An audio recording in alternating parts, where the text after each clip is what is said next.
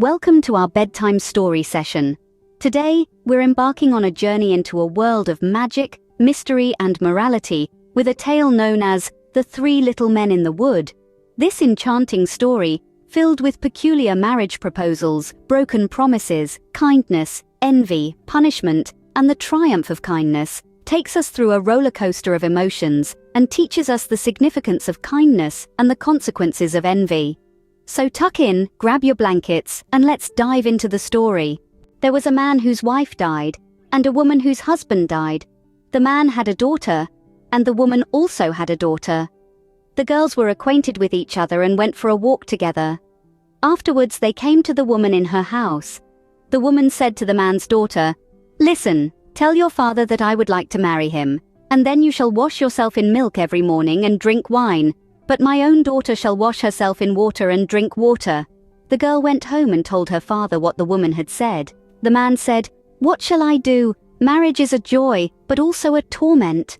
Finally, being unable to reach a decision, he pulled off his boot and said, "Take this boot. It has a hole in its sole. Take it to the attic, hang it on the big nail, and then pour water into it. If it holds the water, then I shall again take a wife. But if the water runs through it, then I shall not." The girl did as she was told, but the water pulled the hole shut, and the boot filled up to the top. She told her father what had happened. Then he himself went up, and when he saw that she was right, he went to the widow and wooed her, and the wedding was held. The next morning when the two girls got up, there was milk for the man's daughter to wash in, and wine for her to drink, but there was water for the woman's daughter to wash herself with, and water for her to drink. On the second morning there was water for washing and water to drink for the man's daughter, as well as for the woman's daughter. And on the third morning there was water for washing and water to drink for the man's daughter, and milk for washing and wine to drink for the woman's daughter, and so it continued.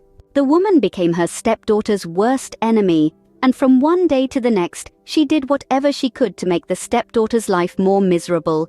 Furthermore, she was envious because her stepdaughter was beautiful and kind, while her own daughter was ugly and disgusting. Once in winter, when everything was frozen as hard as a stone, and the hills and valleys were covered with snow, the woman made a dress of paper, called her stepdaughter, and said, "Here, put this dress on and go out into the woods and fetch me a basketful of strawberries. I have a longing for some." "Good heaven," said the girl, "strawberries don't grow in the winter. The ground is frozen, and furthermore the snow has covered everything. And why am I to go out in this paper dress? It is so cold outside that one's breath freezes. The wind will blow through the dress, and the thorns will tear it from my body." "Will you contradict me?" said the stepmother. "Be on your way, and do not let me see you again until you have the basketful of strawberries." Then she gave her a little piece of hard bread and said, "You can eat from this all day," while thinking, "You will freeze and starve to death out there, and I shall never see you again." The girl obeyed and put on the paper dress and went out with the basket. There was nothing but snow far and wide, and not a green blade was to be seen. After coming into the woods, she saw a small house. 3 little dwarfs peeped out. She greeted them and gently knocked on the door. They shouted, "Come in," and she went into the room and sat down on the bench by the stove to warm herself and eat her breakfast. The dwarf said, "Give us some of it too." "Gladly," she said, and broke her piece of bread in two, giving them half. They asked, "What are you doing here in the woods in the winter-time and in your thin dress?" "Oh," she answered, "I am supposed to gather a basketful of strawberries, and am not allowed to go home until I have them." When she had eaten her bread, they gave her a broom and said, "Sweep away the snow next to the back door." Once she was outside, the 3 little men said to one another, "What shall we give her for being so polite and good and sharing her bread with us?" The first one said, "I grant her that every day she shall grow more beautiful." The second one said, "I grant her that gold pieces shall fall from her mouth every time she speaks a word." The third one said, "I grant her that a king shall come and take her to wife." The girl did what the dwarfs told her to, and with the broom she swept the snow away from behind the little house. And what do you think she found?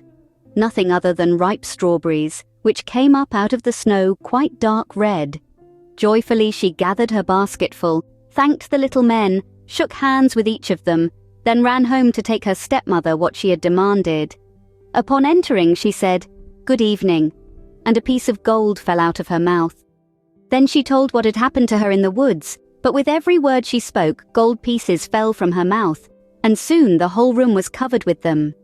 "Just look at her arrogance," shouted the stepsister, "to throw gold about in such a manner." But she was secretly envious, and she too wanted to go into the woods to look for strawberries.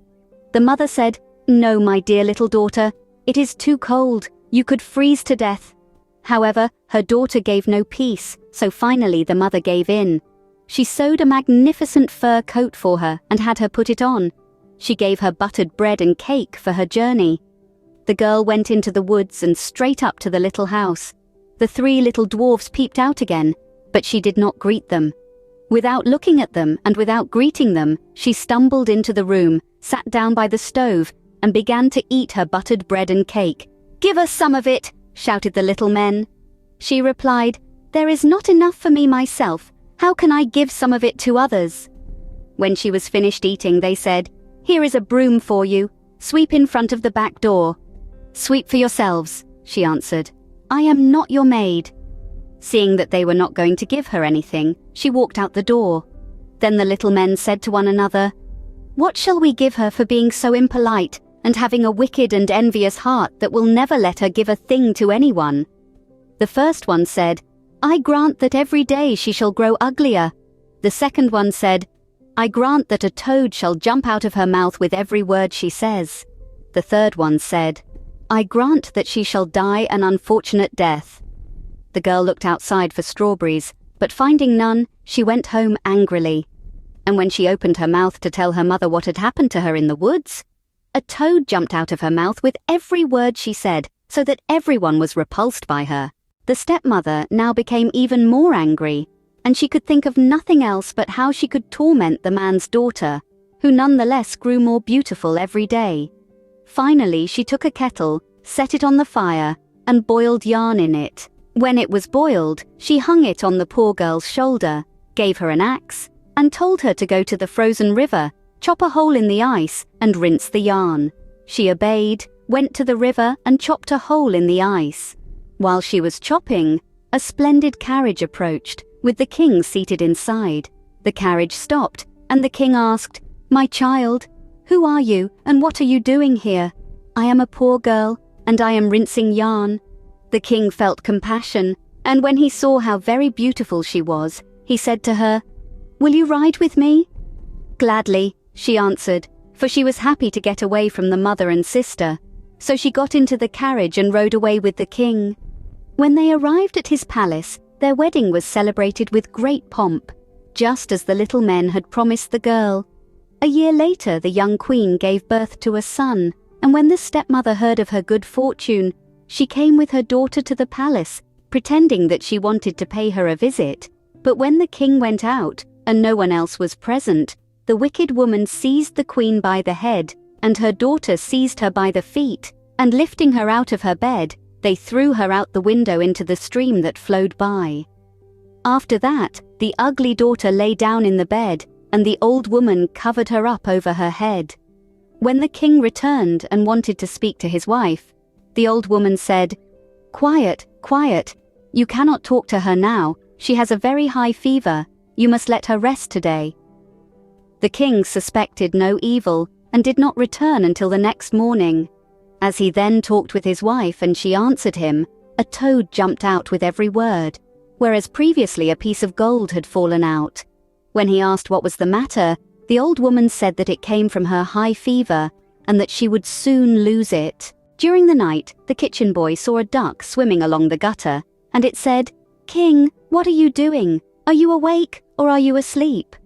Receiving no answer, it said, "What are my guests doing?" Then the kitchen boy answered, "They are fast asleep." She asked further, "What is my little baby doing?"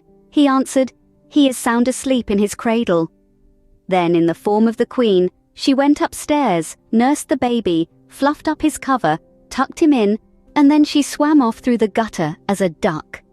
She came in the same manner for 2 nights. On the 3rd night, she said to the kitchen boy, "Go and tell the king to take his sword, and on the threshold to swing it over me 3 times." The kitchen boy ran and told this to the king, who came with his sword and swung it over the spirit 3 times. And after the 3rd time, his wife was standing before him, vigorous, alive, and healthy, as she had been before. The king was elated, but he kept the queen hidden in a room until the Sunday when the baby was to be baptized. At the baptism, he said, "What does a person deserve who drags someone out of bed and throws him into the water?" The old woman answered, "The scoundrel deserves nothing better than to be put into a barrel stuck full of nails and then rolled downhill into the water." Then the king said, "You have pronounced your own sentence." He ordered such a barrel to be brought. The old woman and her daughter were put into it, and the top was hammered shut. Then the barrel was rolled downhill until it fell into the river. As the echoes of their screams died away, the queen and the king found solace in each other's arms. This marked the end of their turbulent journey, a tale filled with magic, fantasy, and perseverance. The story unfolded in an enchanted forest, a milieu that was home to 3 diminutive men, characters who added an element of mystery and awe to the narrative. This unusual tale, penned amidst the tranquility of the woods, held a profound life lesson. It subtly reminded its readers that no matter how overwhelming the hardships or unnerving the challenges, the power of kindness would always emerge victorious. It held the promise that love and compassion would inevitably triumph over the fiercest adversities. The tale of the 3 little men in the wood teaches us that kindness always triumphs. So as you close your eyes tonight, take a moment to reflect on your day. Think about the small victories, the tiny moments of joy that sometimes get overlooked. Consider the challenges you faced and how you overcame them. Each one a testament to your strength and resilience. Then shift your thoughts to those around you. Think about the kindness you showed and the kindness you received. Everything matters, every smile, every gesture, and realize the impact of your actions goes far beyond what you might see. You're making a difference, whether you're aware of it or not. So remember to let your heart be kind, for you never know who might be watching. Good night.